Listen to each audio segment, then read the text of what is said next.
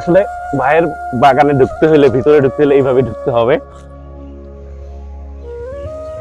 দর্শক, আজকে আমরা যাচ্ছি ফরিদপুর জেলা ভাঙ্গা থানা হামিদপুর ইউনিয়নের মাঝিকান্দা গ্রাম সোহেল ভাইয়ের আপেল কুল বাগানে। আপনারা আমাদের সাথে থাকুন, আমরা আপনাদের বিস্তারিত দেখানোর চেষ্টা করব।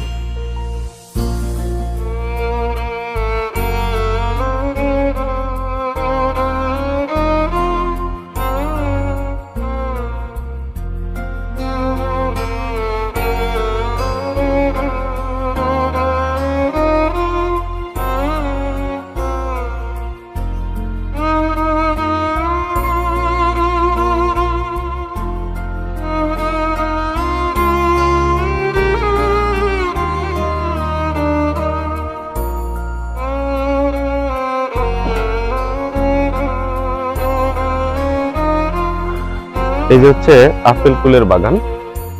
আমরা ভিতরে গিয়ে কি পরিমাণ আপেল কুল ধরছে তা বাহির থেকেই দেখা যাচ্ছে। সুন্দরভাবে নেট করে দিচ্ছে। আমরা ভিতরে যে আপনাদের দেখানোর চেষ্টা করব।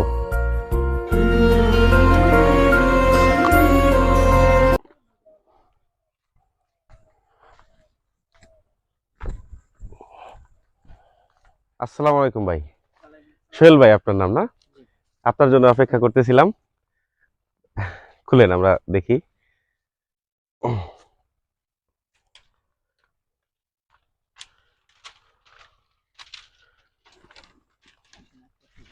আসো, এখান দিয়ে আসো।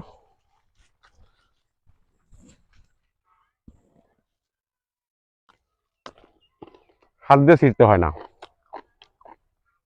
মুখ পাতলেই মনে হয় মুখের ভিতরে চলে যায়। এটা হচ্ছে সোহেল ভাইয়ের টক আপেল কুল, যেটা মানুষের শরীরের ভিটামিন সি এর পরিমাণ বৃদ্ধি করে এবং মানুষ এটা আচার বানায় বেশি খেতে পছন্দ করে। প্রচুর ভিটামিন সি আছে এর মধ্যে।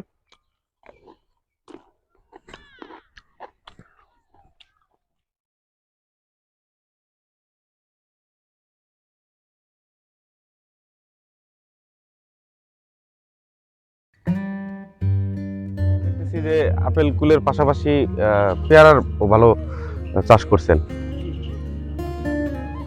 পেয়ারা আছে, ফুল আছে।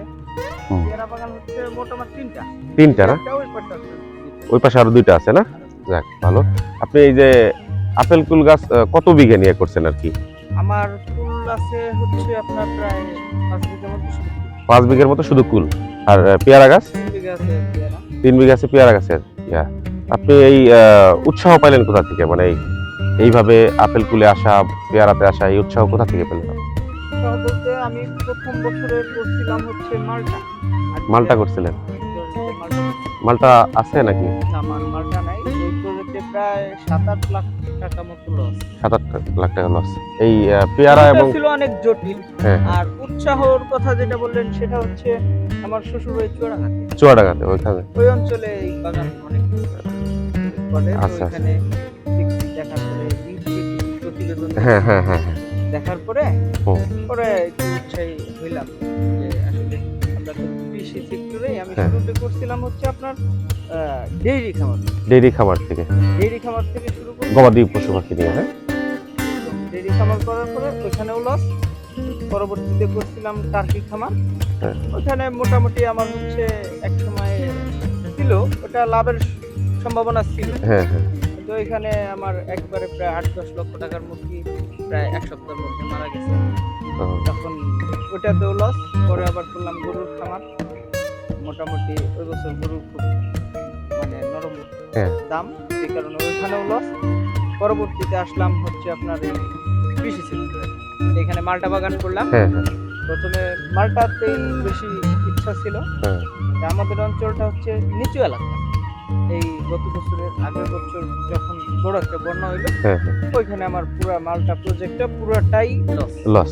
মানে আপনি প্রথমে মালটা করছেন, তারপরে আপনি টার্কি মুরগির খামার করছেন, তারপরে গবাদি পশু। মানে আপনি মালটাতে লস খাইছেন, টার্কি মুরগিতে লস খাইছেন, কিন্তু হাল ছাড়েন নাই।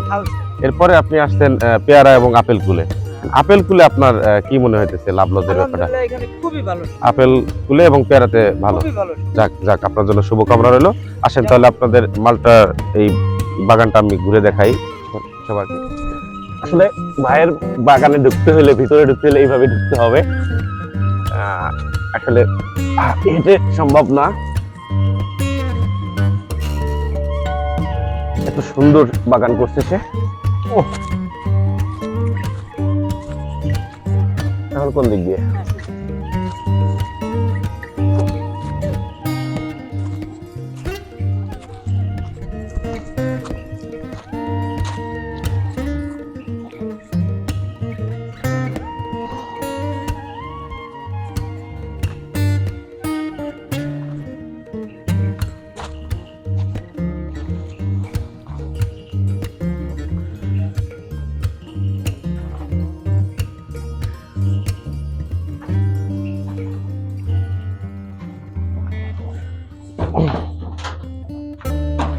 আসলে এইখান থেকে দেখলে ভাইয়ের বাগানটা পুরোপুরি ভাবে দেখা যায়।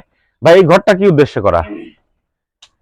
এই ঘরটা মূলত এই পাহারার জন্য, পাহারা দেওয়ার জন্য না? বা থাকার জন্য। এই পাহারা বলতে পশু পাখি না, মানুষে ছিঁড়ে নিয়ে চলে যায় মানুষ? স্থানীয় মানুষ আসে খায়, ওইটাতে কোনো সমস্যা নাই, হ্যাঁ। কিন্তু মাঝে সাঝে একটু বেশি সমস্যা করে। ওই রাত্রে বেলা আইসা হুম। আমরা ব্যাগ ভরে বস্তা ভরে না না না, এটা ঠিক না, এটা কাম্য না আমাদের।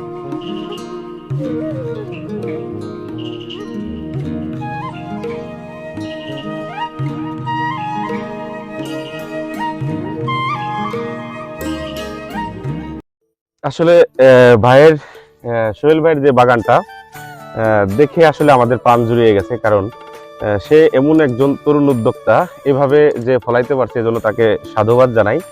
আমি এখন বসে আছি সোহেল ভাইয়ের বাগানের ঠিক মাঝখানে।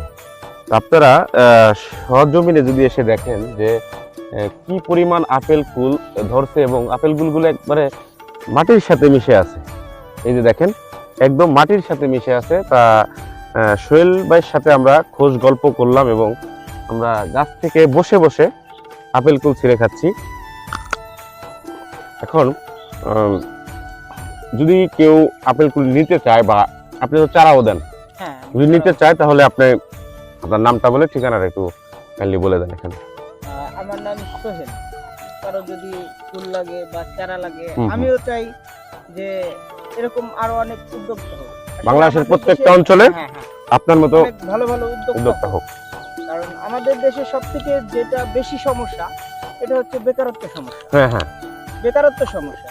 আসলে এইখানে যে আমি একটা বাগান করছি, এটাতে যে শুধু আমি একাই লাভবান তা না, এর থেকে কিন্তু আল্লাহ তাআলা আরো কিছু মানুষের রিজিকের ব্যবস্থা করে দিতেছে, বা হ্যাঁ, বেকারত্ব দূর হইতেছে। যেমন এখানে অনেকে শ্রমিক কাজ করে, এরা বা এর থেকে অনেকে ব্যবসা করতেছে, এরা মোটামুটি অনেক। একজন করলো তার মানে একজনই লাভবান হইলো তা না। হ্যাঁ। তো আমি চাই যে আরো এরকম উদ্যোক্তা হোক, বা এটা লস প্রজেক্ট না। আসলে আমি এই কৃষি খাতে অনেকেই এই ইউটিউবের ভিডিও দেখে দেখে লক্ষ লক্ষ টাকা কিন্তু ব্যয় করে দেউলিয়া হয়ে যায়। দেউলিয়া হয়ে যাইতেছে। হ্যাঁ, আসলে আমিও এরকম একজন। আমি একাধিকবার লস করছি। মোটামুটি আলহামদুলিল্লাহ আমি এটুকু বলতে পারি যে এই প্রজেক্টে লস নাই, এই প্রজেক্টে লস হওয়ার সম্ভাবনা নাই। ভাই একটা আপনি- আমি একটু করি। ভাই একটা কথা বলছেন বেকারত্ব নিয়ে। আসলে বেকারত্ব বাংলাদেশের একটা অভিশাপ, কিন্তু আমরা লেখাপড়া শেষ করে সবাই আসলে চাকরির পেছনে দৌড়াই, কিন্তু চাকরি আসলে সবার পক্ষে পাওয়াটা সম্ভব না, যে কোনো কারণেই হোক। কিন্তু সোহেল ভাইয়ের মতো এরকম উদ্যোক্তা হতে হবে। যদি আপনাকে লাইফে সাকসেস হতে হয়, এরকম উদ্যোক্তা হতে হবে। আপনি আপেল কুল নিয়ে করতে পারেন, আপনি গবাদি খামার নিয়ে করতে পারেন, আপনি মুরগির ফার্ম নিয়ে করতে পারেন, যাই কিছু করেন কৃষি ক্ষেত্রে আসেন। আমাদের কৃষি ক্ষেত্রে আগায় আসাটা জরুরি। যেমন আমাদের বাংলাদেশ সরকার মাননীয় প্রধানমন্ত্রী শেখ হাসিনা বলছেন যে আপনার বাড়ির আনাচে কানাচে যেন একটু জমি ফাঁকা না থাকে, যেখানেই ফাঁকা আছে ওইখানে আপনি কিছু না কিছু রোপণ করুন। হ্যাঁ। শাকসবজি হতে পারে, ফলমূলের গাছ হতে পারে, সেটাই। তা আমাদের এই প্রতিবেদনটি দেখার জন্য আপনাদের সকলকে ধন্যবাদ। আপনারা যদি কেউ সোহেল ভাইয়ের সাথে যোগাযোগ করে তার কাছে আসতে চান, বা তার কাছ থেকে এই আপেল কুলের চারা, তার পাশাপাশি দেখলাম তার আপেল কুলের পাশাপাশি আপনার পেয়ারা গাছ আছে, আম আছে না, আম গাছ আছে। আপনারা যদি সোহেল ভাইয়ের সাথে যোগাযোগ করতে চান, আমি আমার ডিসক্রিপশনে তার নাম, নাম্বার এবং ঠিকানা দিয়ে দেবো। আপনারা সোহেল ভাইয়ের সাথে যোগাযোগ করবেন। সোহেল ভাই, অনেক সময় নিলাম আপনার কাছে, ধন্যবাদ ভাই আপনাকে। ধন্যবাদ, ইনশাল্লাহ। আপনাদের অনেক ধন্যবাদ। ধন্যবাদ। জি জি, আপনার জন্য শুভকামনা রইল, দোয়া করবেন আমাদের জন্য। সোহেল ভাই ধন্যবাদ আপনাকে, আমরা উঠি তাহলে, আসেন ইনশাল্লাহ।